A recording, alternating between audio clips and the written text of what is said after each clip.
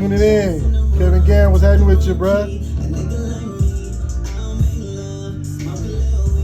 We're going to go ahead and get started. Wait for the man to tune in with us. Ladies and gentlemen, boys and girls, East Coast, West Coast, down south, all the way up north. Let's go ahead and talk about Ukraine. Let's talk about Cape Town, Africa. Let's talk about Detroit. Shout out Tony Two Fingers. And then let's talk about Brazil. Come on, Brazil. Y'all got to get this COVID shit right because I got to make a trip. GRANDMIXER GMS is going to be tuning in tonight. Going to give us a little bit of insight on what it takes to make a great DJ. Ladies and gentlemen, this is Taking It Back Tuesday. We're going to get the man on here real quick.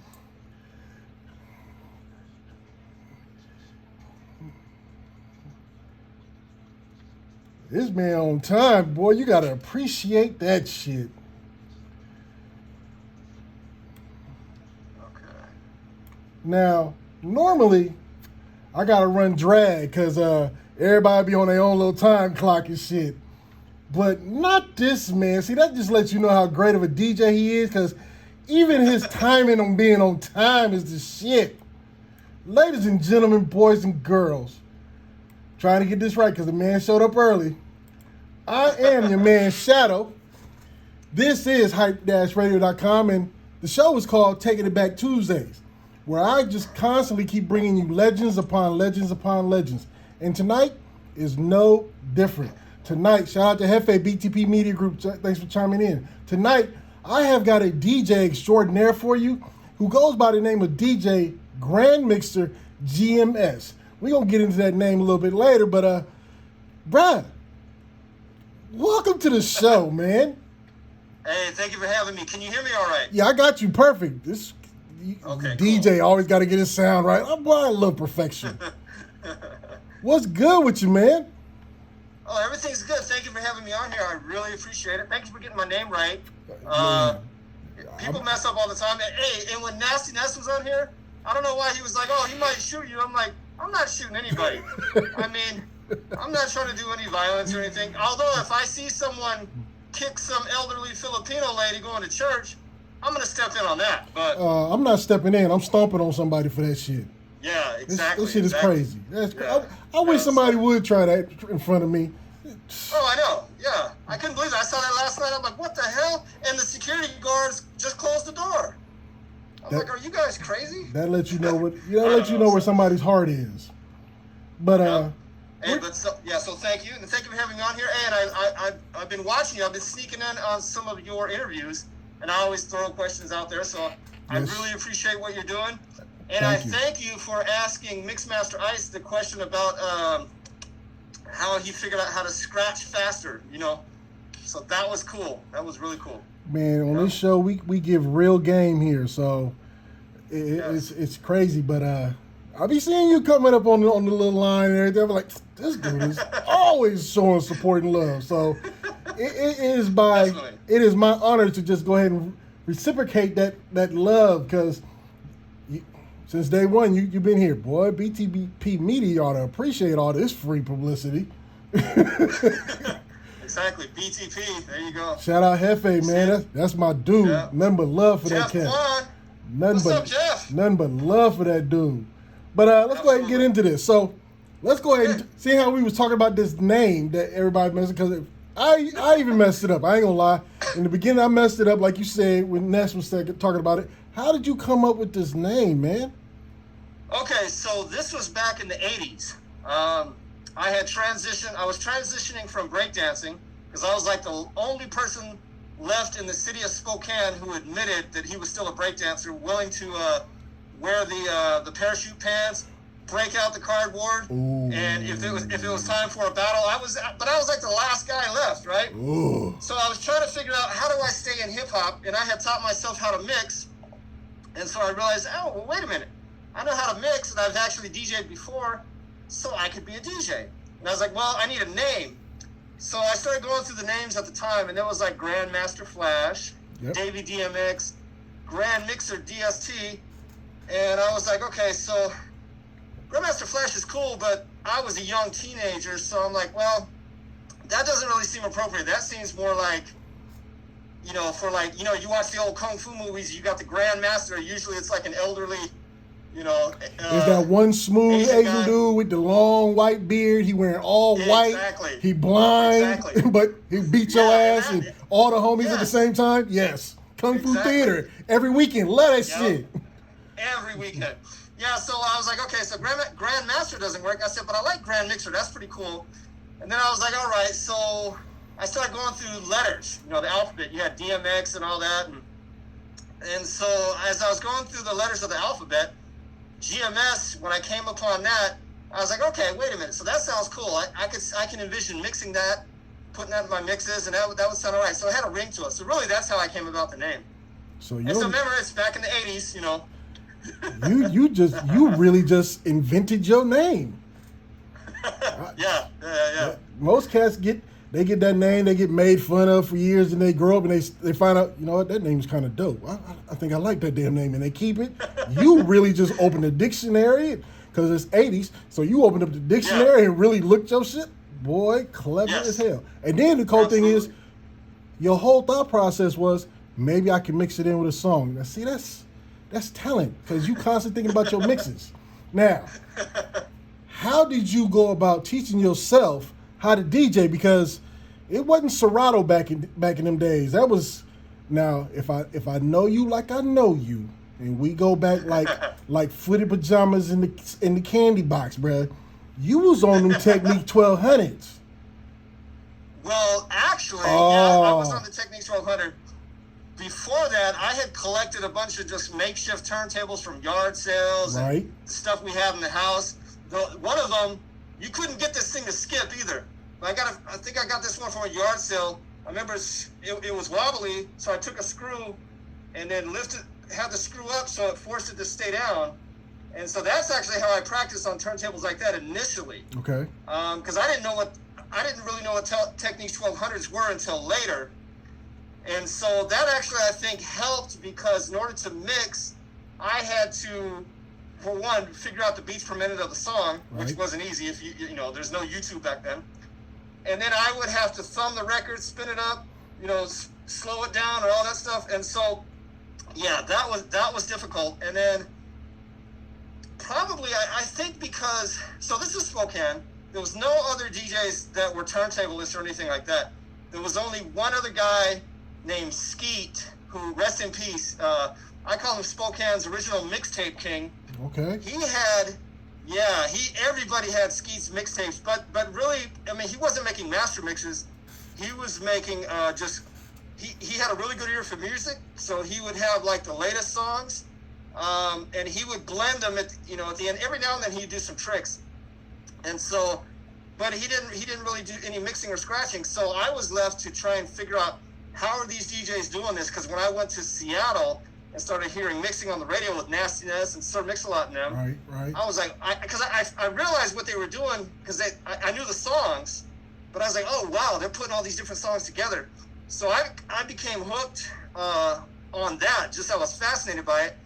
But back then it was for my breakdancing with me and my cousin Tony. Okay. And anytime we would have a breakdancing battle, if we had a new mix that nobody else had, we always did better.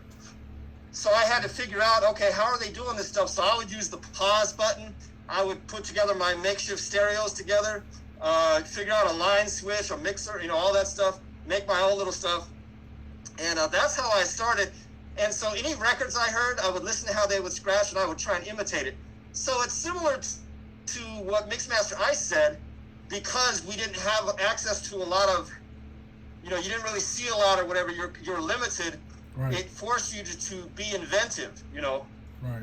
And and then but when I saw GRANDMIXER DST on MTV performing with Herbie Hancock, I don't know if you remember that. Yes, I do. Herbie Hancock, did you remember that? Yes. Hell yeah. Hey, so oh man, hey, I was glued to the TV watching everything he was doing. He was vibrating and all that.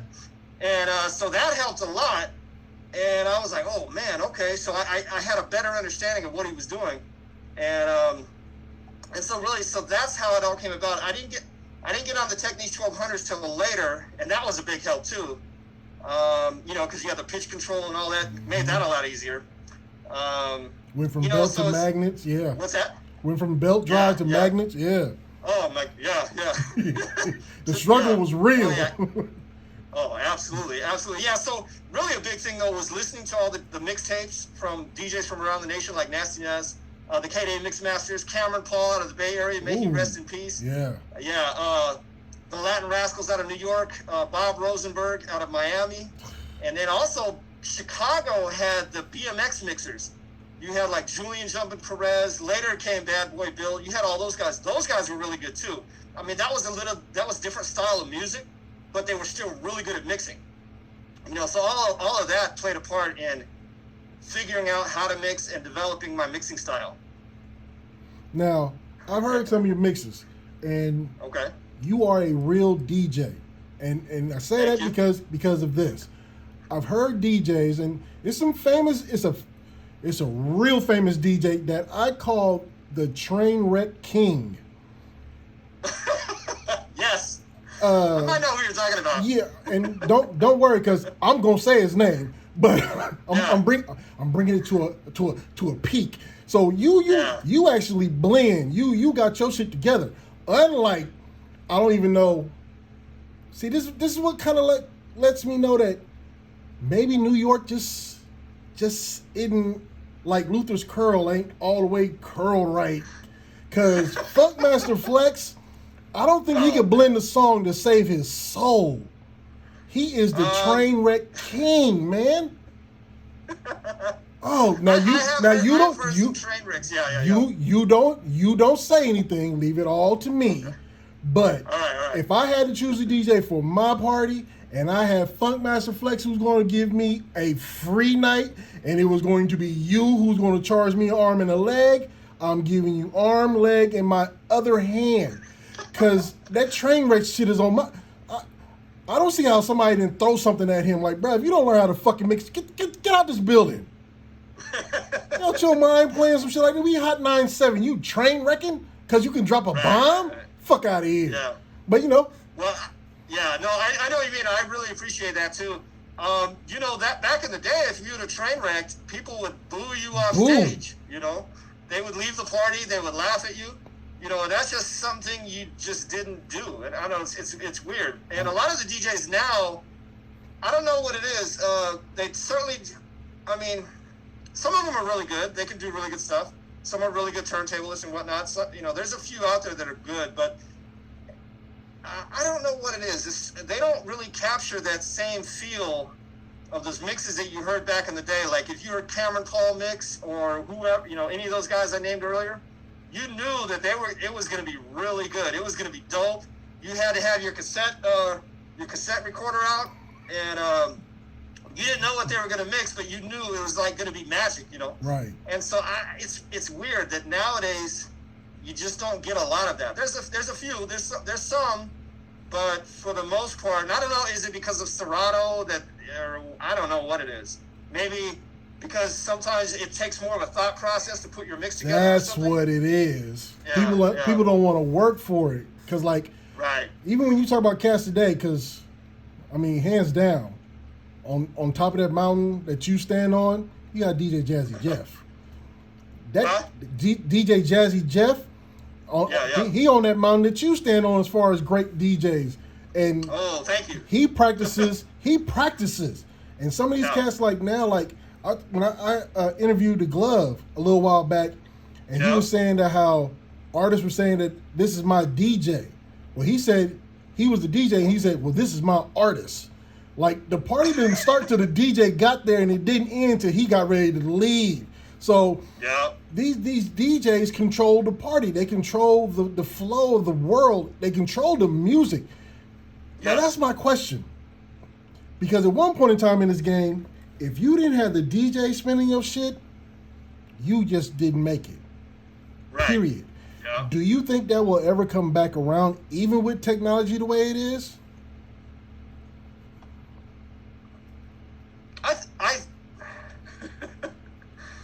That's a really good question. It's hard to say. I think it certainly could, because I mean that was such an important part of hip hop and a show. I mean, you remember going to shows and you see they have like a DJ. If you go see like DJ Aladdin or somebody, they do their turntable solo. Joe Cooley, you were like, you lose your mind. Even Jazzy Jeff, I saw him in 1987 at the Paramount Theater in Seattle. Now I was just like, everybody was blown away. Mm-hmm. I mean, he was on point. So if I think it can come back because Jazzy Jeff has a good following. Yes. But I think if people start doing it, then I think people will be like, wow, what is this? Because since so many people are not doing it, and then you come back and you present that to them, and obviously you got to have your MC on point too, talking or whatever, say, hey, do it like this, do that, behind your back, whatever. And I think it can come back. You know what I mean? Okay. I know. So I just started working with Terry B last year. Okay. So I'm her DJ remixer, and she's super cool. You remember her from back in the day on Eazy-E Comptown? Yeah. So she performs again. I'm going to perform with her, and we're going to do the turntable solo. So we're doing that. So we're going to bring it back like it used to be. You know what I mean? Because that was one thing I said. Hey, if you perform, I am a turntablist. Let's do it. Because she loves scratching too. She loves scratching, maybe just as much as me. Okay. And so so if she performs again, then we're going to do that. So maybe that'll catch on, or hopefully it does, because it was so incredible. And it's sad that DJs have played such an important part of music and hip hop.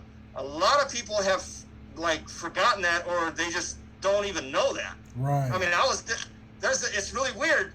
There's a local person here in Spokane, and very talented, but she's like super young, and her view is DJs don't matter. I don't need a DJ playing any of my music, And I'm like, oh my, wow, really? But look at Jimmy Jam and Terry Lewis. So Ness, I'm part of the Rap Attack Lives conference call with Nasty Ness and Third Degree and Creativity, Third Rail, New York City Can, a whole bunch of DJs. Okay. Every 2 weeks we do this call, and we have a guest on there, musical artist. And a few weeks, or maybe about a month ago, we had Jimmy Jam and Terry Lewis. Now you know who they are. Legends. I mean, yes, some of the greatest producers in the world ever. And they were, yes, absolutely. And if you don't know who Jimmy Jam and Terry Lewis, anyone watching, you need to just Google them. And oh my goodness, but welcome to Earth. Yes. Oh, I know. So they were they had a whole different view. Their view is the DJ is so important. They said because while they conceive the song, they create it. It's up. Then what they do is they give it to the DJs, and it's up to the DJs to help the song grow and cultivate it. And he's like, so without the DJs playing it, they may as well have never even made a song. Right. It's like the song didn't even exist. So, but then you look at the difference between someone like the unnamed local young artists here in Spokane, their view, as opposed to who's not, I wish her the best of success and everything, but I don't see her making any noise. But then you compare that with people like Jimmy Jam and Terry Lewis, who are super producers out there, so you see the difference there, Well, I personally think that it's swinging back to the DJ's hands, like Jimmy Jam and Terry Lewis is saying, because once we get off of this restriction shit that we going through, oh yeah, and the clubs open, like every artist in your area need to be getting at you, taking you to lunch and getting you the brand new Nikes and the whole shit, because it's gonna be a resurrection, because it's gonna be brand new, and cats like yourself who's been doing it for years is finna step out into a light it's a rebirth. It's a real rebirth. Right. But even with radio, because Hefe told me you actually did a premiere on Sway's show. Yeah. Okay, correct. Now that's Sway from the Bay Area, and he came up on the turntable shit. So now to be out there with him doing that, what was that like? Because that's a platform that is just huge. Oh my goodness, yeah, that was super cool, especially because I remember them, because we would go to the Bay Area and record KMEL and all of that, and all any of my friends going to the Bay Area or any city, I would always ask them, hey, record this station, that station, whatever. And so Sway and King Tech, they were the ones that so I would record, my friends would record.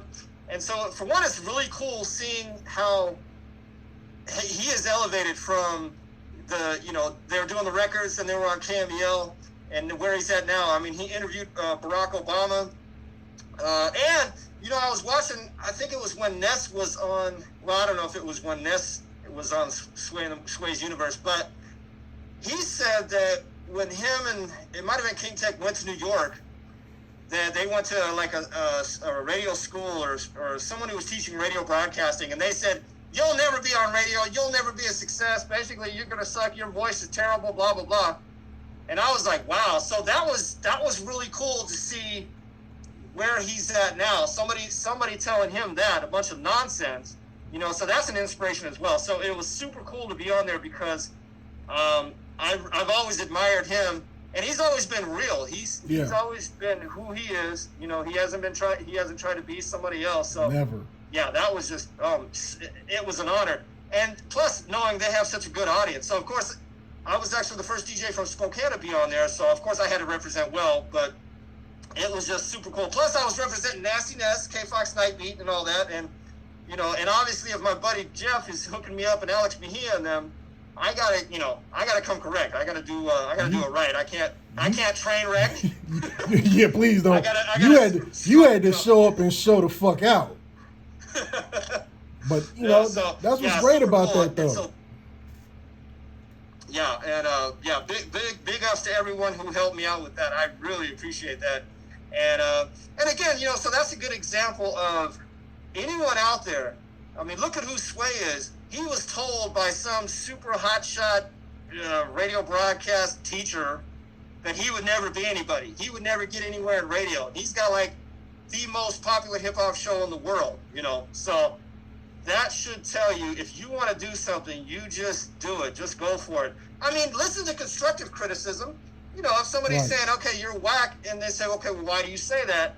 And then listen to what they have to say. If they just say, oh, you're whatever, they're probably just hating or whatever. But, if you really want to do something, just do it. We live once, and whatever you want to do, just make, and even if you don't succeed or whatever, as long as you try, you get out there and you go for it, and you lay it all on the line. If you don't blow up or whatever, at least you did it. At least you stepped into the arena and you did it.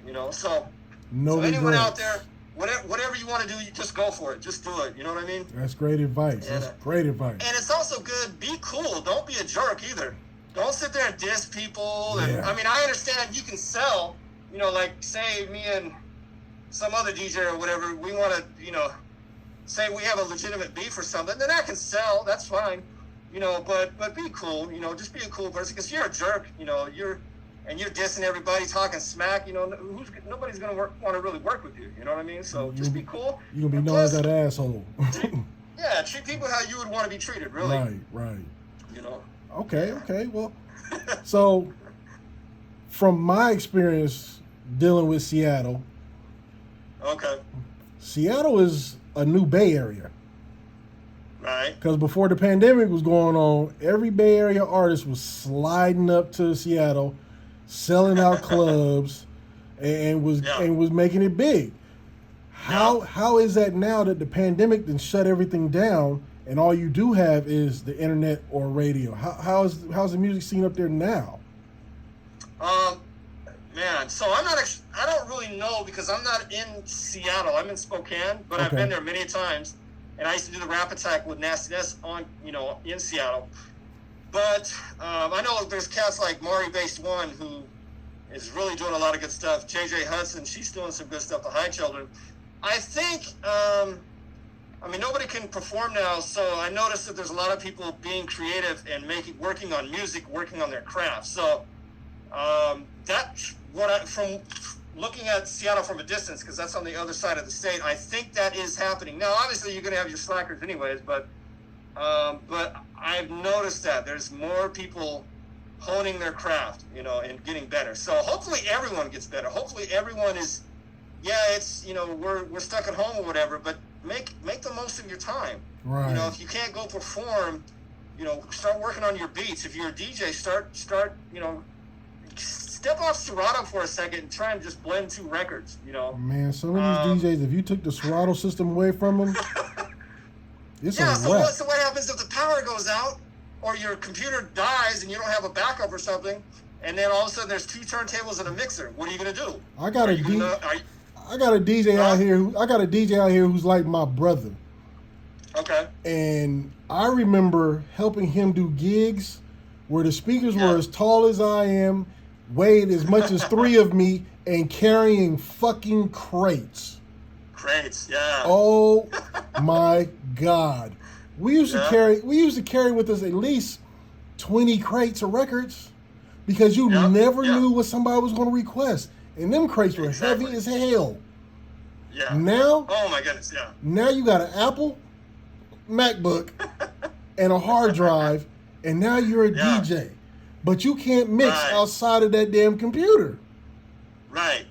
Serato has sync, right? You hit sync, and supposedly it blends, but the problem is Serato's not always accurate. It'll read the beats per minute as like 100 and it'll be a slow song, and it'll double count it.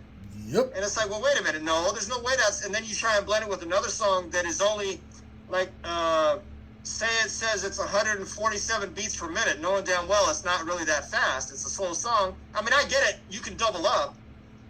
But then there's another song, so it's half that tempo. Then there's another song that's just a few beats per minute off.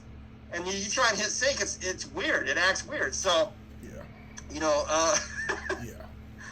I would say practice without Serato.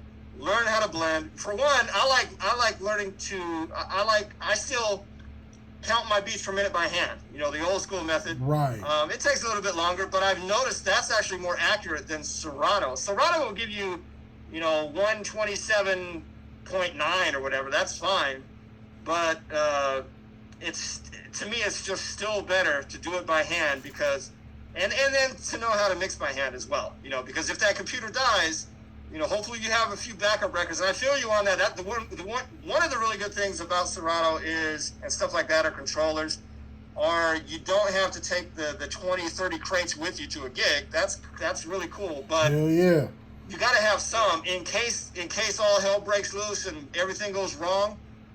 Have some. See, that's why I use the Newmark Scratch, because that's like the in between, because that will do Serato plus it allows me to spin wax.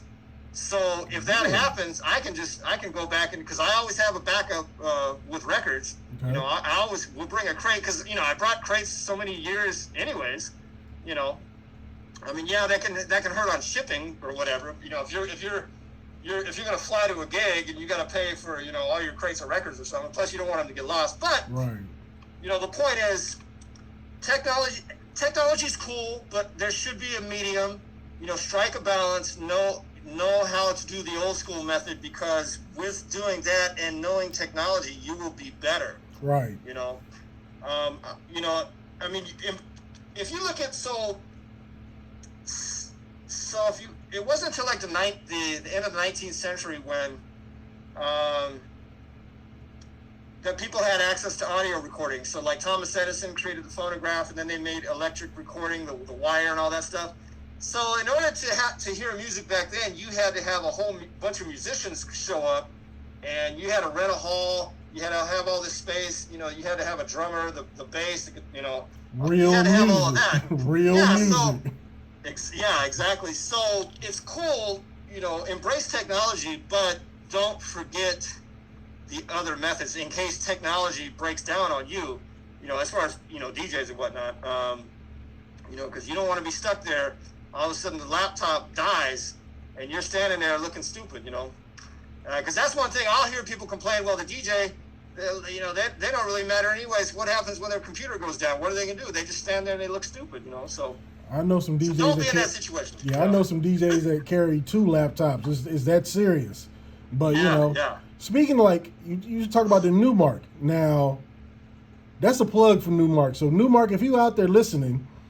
Yes. You need to go ahead and sponsor the man who just put you on right now, because DJ GRANDMIXER GMS has just plugged Newmark as one of the top turntables in the world. See, I'm going to help you out there, player. Thank you. I appreciate that. Yes, Newmark.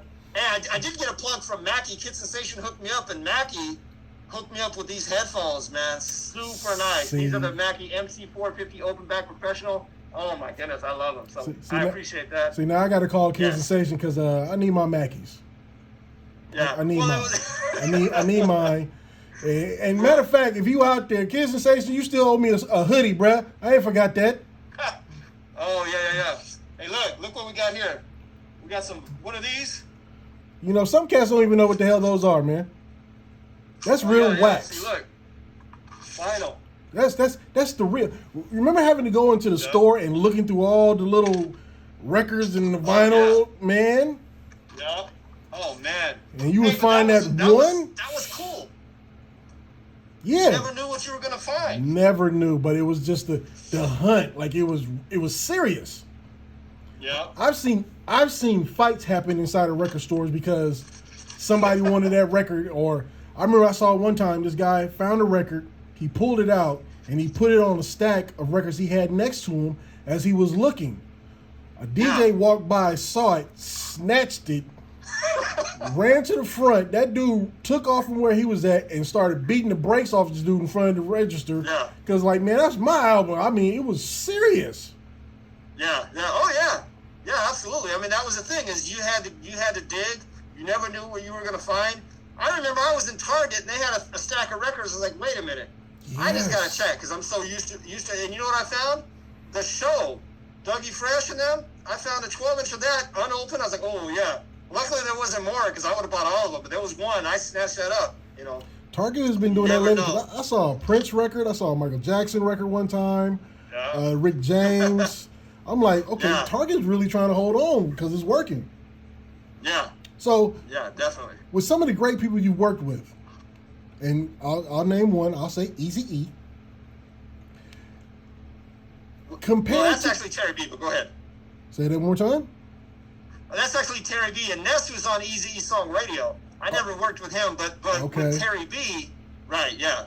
So okay. And she was on his label. But anyways, I'm sorry. Go ahead. My bad. So now, with working with greats from that era, to artists now, who's better to work with? No names. Well, okay. There's pros and cons. So the artists from back then, it's cool because you have that camaraderie basically. Okay. You guys have that foundation.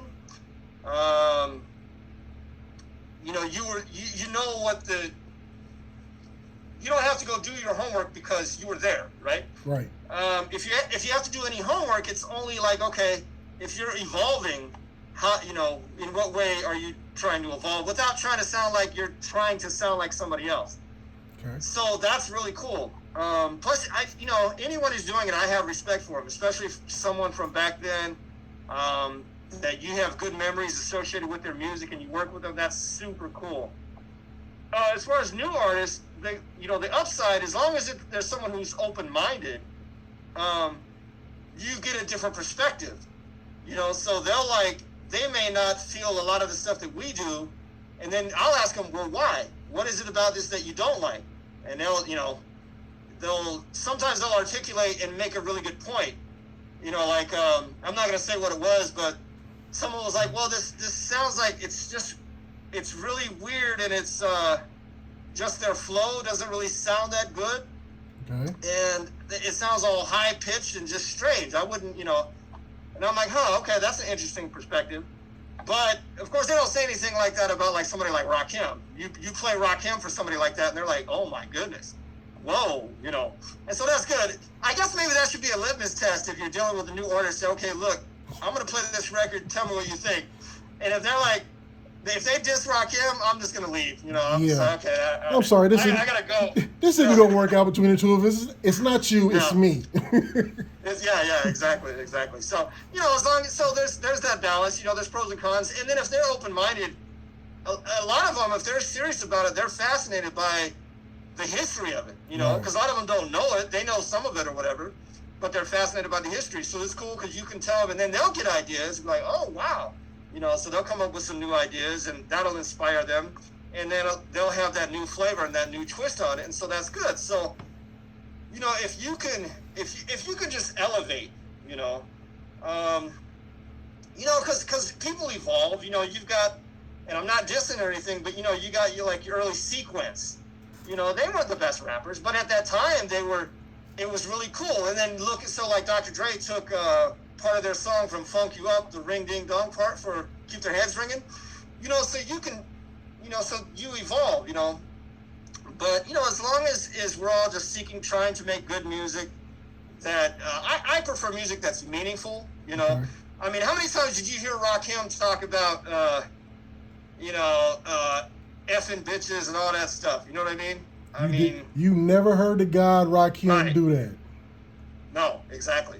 You know, so, and I'm saying if anybody does that, you know, you know, I'm not knocking them if they do that, but hopefully that's not all they're doing. You know what I mean? Right. I mean, personally, I would rather show respect to people, you know. You know, I get it when you're young, you know, you want to talk about how cool you are and all this stuff and that, but you know, but whatever. So teach his own. You know what I mean? Yeah. Teach his own. Yeah, exactly. But you know, because some of these cats out here talking about that shoot 'em up, gang, bang, bang stuff, and it's a lot of cats falling because of that. Like we're losing a lot of great artists that could be really on their way to the top over some music. Right. But you know, teach his own. So before the pandemic hit, because you're doing your thing on the radio, you're talking about going back out on the road, doing that. What other things did you have going on that COVID-19 kicked in the face?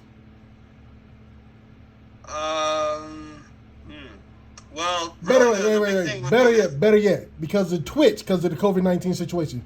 Twitch, have you found out that your numbers and followers have picked up over the internet radio that you've been doing, or has it kind of stayed the same? Because that's all that's out there right now. It has picked up. Yeah. Okay. It has definitely picked up, which is good. You know, I know that. Oh, I see Ness on here. He's Ness is joined on here. He's always funny. But our listeners have picked up on K-Flock's Night Beat, and I just started a new show called Global Frequency.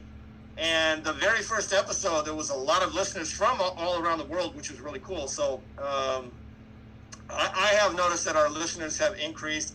And also when I'll release a mix on Mixcloud or whatever, a lot of times it will hit number one. Ooh. And you know, I don't know if that is just because people are at home or whatever, you know, I don't know, but either way, I'm happy that it's hit number one. I mean, I'm happy if it gets in the, you know, top 10, you know, that's cool.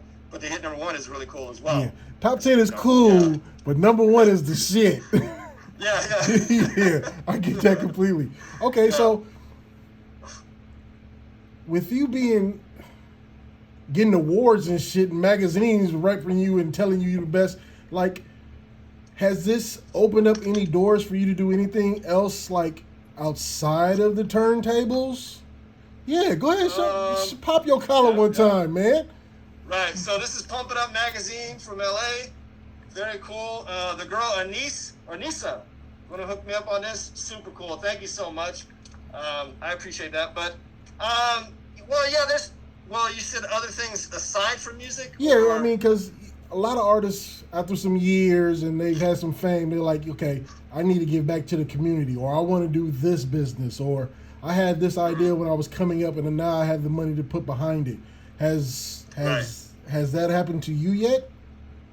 Well, so there is a thing that I'm working on with this company called Choreo SPC, and it's to try and help. So a lot of people they're weird about this, but it's to try and help reduce recidivism when people get out of prison. Okay, a lot of people are like, well, who cares about the prisoners or whatever? But if you really look at what they're saying there, if you know of a particular method that does not work, that when you get out of, if you do something and it causes people when they get out of prison to commit more crimes. Hold on, go ahead. Hold on, man. Yeah. Fucking Ness just fucked me up. Ness just said, since COVID, he's a fan of 90 Day Fiance. Okay, Ness, I'm gonna need you to stop doing that. We was having a serious moment, man. Damn it. You gonna pop up some 90 Day Fiance shit. But let's go ahead and get back into the thing now, please. Thank you. Fucking Ness. You know, when people are like, oh, who cares, whatever, the reality is nearly everyone, about 95% of prisoners are going to get out of prison one day. Do you want them to get out and commit more crimes, or do you want them to not commit more crimes? So if you believe in them not committing more crimes, then it's better to employ methods that actually work to help reduce that. Because it's not that you don't care about victims or anything like that. No, not at all. That's what you do. You want to try and help reduce that. So there's a company called Choreo SBC, and it's a company. It's telephone, voicemail, and text messaging service for prisoners to help people stay in contact while they're locked up. Because a lot of times people you read some of the studies and talk to some of the people. They were just it feels like they're behind that black wall. They're out of communication with everybody, and then there's a lot of bad elements in there, and so they'll get sucked into that. But if they have that lifeline out to the community with their people, their positive support network, that keeps them out of that. And it'll also help them to where they realize, man, I really screwed up, and I need to get my life together and not do this stuff. And it's cool that I have a good relationship with my family now. Like their kids. Right. If people, so people don't look at when someone goes to prison, it's also their family that's basically in prison. And a lot of people have kids, and the kids don't really understand a lot of that stuff. All they know is their dad or their mom are not there. So, but by keeping them in contact, that has a very positive impact, not just on the prisoner, but the children itself, because if you read this, so there's a lot of studies, and they show that children of people who are incarcerated, if they're not in contact with them, they end up a lot of times going to prison, getting in trouble, and all that. So I believe let's try and avoid all that. Let's try and make people better, because by doing that, you also help make the world a better place. You know what I mean? Right. Because not everyone. And we know the criminal justice system is broken. If you look at broken, shattered. Yeah. It's built to make you fail. That's what it does. Yeah, exactly. And there was a case where there was a rich kid it was an affluenza defense, right? And it was basically the reason he did what he did was because he's used to this type of environment, this well-to-do, wealthy environment. And so that type of stuff, he got away with stuff and it was okay or whatever. And the judge bought that. And I'm thinking, well, wait a minute. You got so many people out there as a result of their environment, they'll get caught up and get in trouble. That defense never works, but the difference is they have money, Big difference. So, and that's, yeah. And so that's absolutely ridiculous. So that's the company I'm working with to try and help reduce the rate of recidivism. That's just one aspect as well. There's also education while you're in prison, also post-secondary education when you're out of prison. So that's really cool because, it's just a really good thing, I think, that, to be involved with and to try and help, Now, do you see yourself doing like a situation where you and the turntables go inside and maybe kind of give like a course on what it takes to DJs for those who might be interested in it? Oh, I'd love to do that. Absolutely. Yeah, that would be cool. Okay, well, just let it be known that was my idea. When they call you, yes. That was my idea. Yeah. Definitely. Yeah. Now, as I'm looking behind you there, that's a Brazilian flag. It is. Now, glad you caught that. What you doing a Brazilian flag, bruh? Okay, so, well, I'm not Brazilian, so Ness was wondering, was I Brazilian? I'm like, I've known you for years, Ness, but no, so I'm really into judo, jiu-jitsu, Brazilian jiu-jitsu, sambo, and the Gracie family, they actually, what they've done with jiu-jitsu and everything, they got me interested in Brazil. Now, it's kind of always, the grass is always greener on some other side or whatever, but after I got real interested in Brazilian jiu-jitsu, that also led me into, learning about their story, looking at Brazil, seeing the culture there, looking the differences there and here in different parts of the world. And it also got me fascinated in Portuguese. So I've been studying some Portuguese as well. Você fala português? Ooh. No? I got to get on that. I don't know any of that. Yeah. I got to get on that because I'm actually promoting two artists from Brazil. Oh, really? Artists by the name of Masao and Jenny D. And that's right. I'm actually going to be doing a show for Brazilian artists. We just did a video release for them, and then we had a little show that we're starting called Bate Popo, which basically, Bate Popo? yeah, which is basically like in translation over there, like talking the shit. I said, well, that's kind of like politicking here. So that's what we call it right now. But yeah, they going through it rough over there because of the COVID. But it's so many, it's so many cats over there who's so interested in the hip hop lifestyle. They just don't. They just can't get it right. But when we get off restriction, I got my passport. I'm going to Brazil. Absolutely. Yeah. So definitely, and that's the thing is, fucking mess. I swear to God. I know, TAKI and all that, guys. That's good. Hey, aren't there reruns of 90 Day Fiance on right now? Yeah, man. Go sit your ass somewhere with that. Yeah. So, but so as I was studying that, and I really see the resilience of the Brazilian people, because a lot of them are in a really bad situation, but they still have this passion for life that people up here don't have. And I'm like, man, they're in a really bad situation, and they are still happy. Up here, you got people, they're just not happy. They got all kinds of stuff, opportunities that are there, they don't take advantage of them. You know, so I really became interested in just a lot of the different aspects, you know, also the history of Brazil as well. But plus, so Brazilian Jiu-Jitsu, I mean, if you know, even if you don't even have to be like a black belt or anything, but if you know it, and then something happens, even if the person is much bigger, you have a really good chance of successfully defending yourself, you know, because it's not really that difficult once you understand it.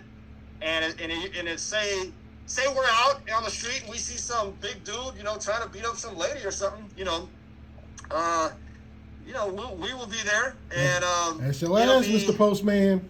Yeah, exactly. Now, so would you talk about doing it? Do you do Brazilian Jiu-Jitsu? Am I finna see you in an MMA fight someplace on UFC? What's going on, man? Well, probably not UFC, but if I would do something for charity, you know, something to benefit people, I would do that, you know. Like, you know, one thing I'll think about is I'll see, like, you know, like some of the cops who go and they abuse their authority and they either kill people or they beat people up. I feel like challenging them. I said, okay, so you're a tough guy, huh? You know, so I'll tell you what, let's go into a cage, you know, sign the waiver, we'll videotape it, you know, and we'll just have a no-holds-barred match and see how tough you really are, you know. And I feel like doing like that. I would love to do something like that for charity, you know, because that just...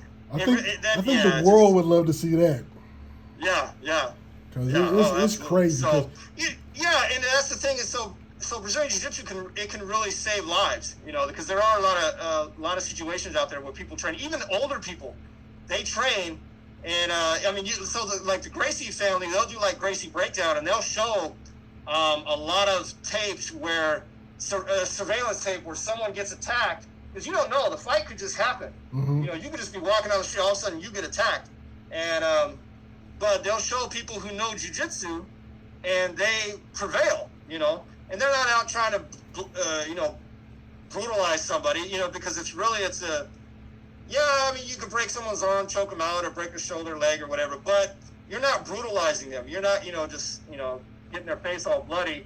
You know, you can neutralize them and control them, you know, and hold them, wait till, you know, more people show up to stop it, the authorities, whatever, you know, so, but yeah, so. But also, there's other things as well. So judo is the parent art of Brazilian Jiu-Jitsu and the parent art of Russian Sambo. So Russian Sambo is like, that's really like that's like a form of MMA. And so there's benefits to all of them as well, you know. So I don't have as much time to do it as I would like to, but yes, but I do train.